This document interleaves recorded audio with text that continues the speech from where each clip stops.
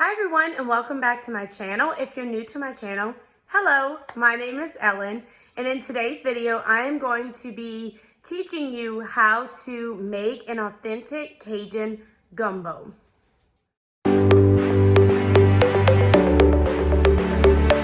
If my kitchen is looking a little messy, that is because I am simultaneously making a cake for my niece's birthday party tomorrow, so that would be why. I do have to cook dinner tonight, and it is a little bit chilly down here in South Louisiana, which when the temperature drops just a tiny bit, it is officially gumbo season. I wanted to share with you guys how to make an authentic Cajun gumbo, because out there on the internet, there are all different kinds of videos claiming to be a Cajun gumbo, and it's just simply not a gumbo. On the day that this video is going to be posted, it will be my dad's birthday. So happy birthday, Daddy.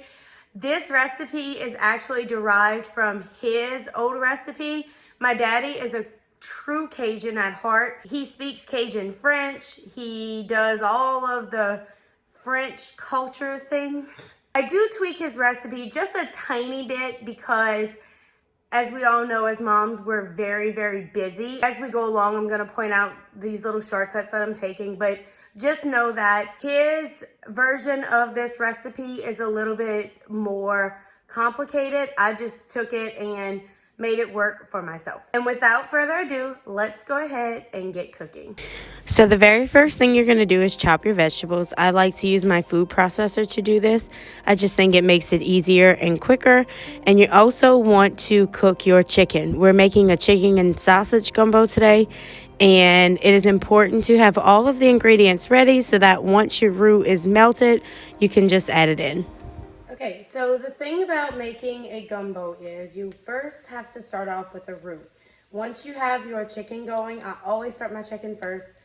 You have to start off with a roux. A roux is 1 part flour to 1 part oil, and it's cooked on the stove. It's the basis of just about every Cajun stew in South Louisiana. So if you eat crawfish etouffee or if you eat a shrimp stew, the basis of that is a roux. And the reason that the Cajun people came up with this was to help stretch the meal. And so it gives like a thicker sauce. Here's the thing about making a roux. When you make a roux from scratch, you really have to nurse it for like 30 to 45 minutes. If you walk away from it, it's going to burn, and nobody likes a burnt roux. I do not have 30 to 45 minutes to stand at my stove and mix my roux. So instead, I use this, which is, it's the Savoy's old-fashioned roux. And please don't take my Cajun card for this, you guys. But this stuff right here gives me the roux that I want for the base of my gumbo, and it tastes really authentic. There's a lot of things out there on the shelves. Personally, this is my go-to. So this is what it looks like once you put the roux in there. It is chunky, and that's because you have to kind of melt it on the stove.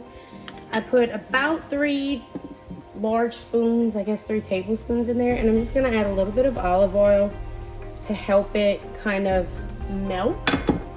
And then I'm gonna start my pot. Now the thing is, once you start this roux, you cannot stop. You have to stay at the stove and keep it moving. Because I use Savoy's old-fashioned roux, it's not going to take very long at all to melt it down so that I can add my vegetables and a little bit of water to cook down my vegetables. But again, this is very important. You cannot walk away from the stove until this roux is melted. So I'm just going to go ahead and start my heat and begin melting my roux. This took about 5 minutes or so.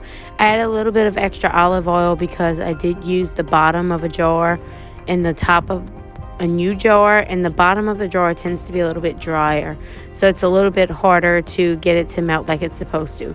But you can see it's starting to give me that consistency that I'm looking for. Once I get it to that melted consistency, I'm going to go ahead and add my vegetables in. And this is just onions and bell peppers. And I'm going to let that cook down. I always add a little bit of water to it just to help the vegetables mix in with the roux. And over here, I'm just mixing my chicken because that is the next thing that's going to go in. So I'm going to put the lid on the pot and let it go for a little while. Now you may be wondering why I haven't added any seasoning into this pot yet. And that is because I usually wait towards the end. I did season my chicken as I cooked it, but that is the only thing that has seasoning in it right now. I will be adding some seasoning towards the end. So here my vegetables are cooked down pretty well. You can see it's starting to get that soupy consistency.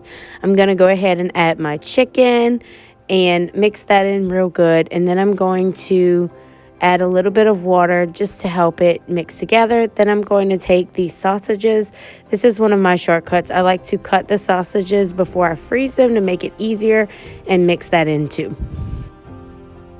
Now, one thing about living in South Louisiana is many of my neighbors and friends have gardens. Our climate is very, very good for growing vegetables almost all year round. And so I like to use those vegetables in my cooking. In my personal opinion, you do not have gumbo unless you have okra. And this is actually a pack of okra that my dad gave me. He grew it himself at his house, cooked it for me, and then gave it to me already packaged and frozen. So this is going to go into the gumbo. This is always the last thing that you put in there. I'm also going to throw in a couple of packs of green onions. We grew these in my backyard. I just like to add green onions to my gumbo when I have it. I don't always have green onions on hand, but because I have some on hand and I really like the added flavor that it gives, I'm going to go ahead and add that as well. And as I add these vegetables into this mixture, I just want to add that you never want to defrost your okra if you're using frozen okra, because it will get really slimy. I always find it better if you put it in there still frozen. So we're still waiting for the okra to finish melting down, but I'm gonna go ahead and start adding my seasonings. First thing I'm gonna add is some basil. I really don't have a whole lot, so we're just gonna add the rest of what's in here. And I might have gone a little bit crazy on the green onions. It's fine, everything's fine. Then I'm going to add some garlic powder. And if you're wondering, yes, I did spill something on my shirt. It is what it is. Okay, then I'm gonna add some oregano. And I don't know how much I'm putting. I'm just kind of eyeballing it. Probably about a teaspoon of each of these. I'm gonna add some Tony's. This is authentic Cajun seasoning. They do sell it all over the country. If you're gonna cook anything Cajun, you have to put this in it. It's a rule. I don't know whose rule. My rule, I guess. The last thing I'm gonna add is some filet gumbo.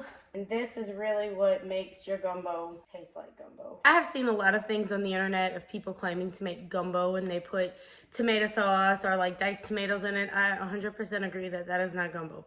However, this is my secret ingredient, and this is the only exception that I will make as far as tomatoes in the gumbo goes, because it just takes the gumbo to a whole nother level.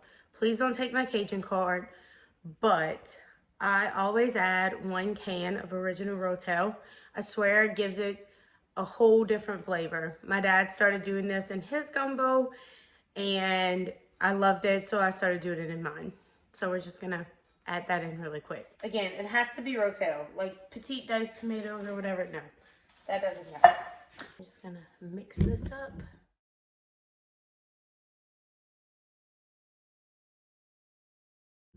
And now we cook the rice. So as I'm cooking, I always like to do a little taste test just to see if it has enough salt. Now I will say I like a lot of salt in my food. So a lot of times I have to get my husband to test it or something like that. But I do put salt in the rice. And so that usually helps with the salt flavor. Let's see.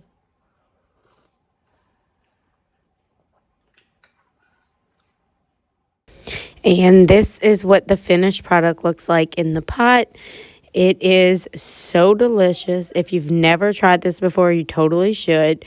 You serve it over rice in a bowl like this, and it's not quite soupy. It's a little bit thicker than a soup, but it has tremendous flavor, you guys. Definitely one of my favorite comfort foods. So the last thing you should know about eating an authentic Cajun gumbo is the last secret ingredient. Now, it goes on the top of your bowl. Everybody puts their own. You can put a little or you can put a lot. But what I'm telling you, it takes your pot of gumbo to a whole nother level. And this is what you need. Vinegar. You add a tiny bit of vinegar on top of your bowl, like so. And it just gives the gumbo an amazing, amazing flavor.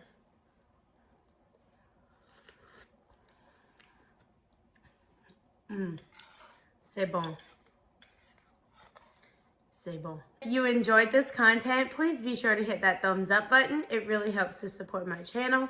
And if you'd like to see more videos about cooking, cleaning, organizing with a little bit of DIY, then please be sure to subscribe. I'm always looking forward to sharing new ways that this mama tries. I hope you guys have a fantastic day, and I will see you all in my next video. Now I'm going to eat the rest of this gumbo. Bye!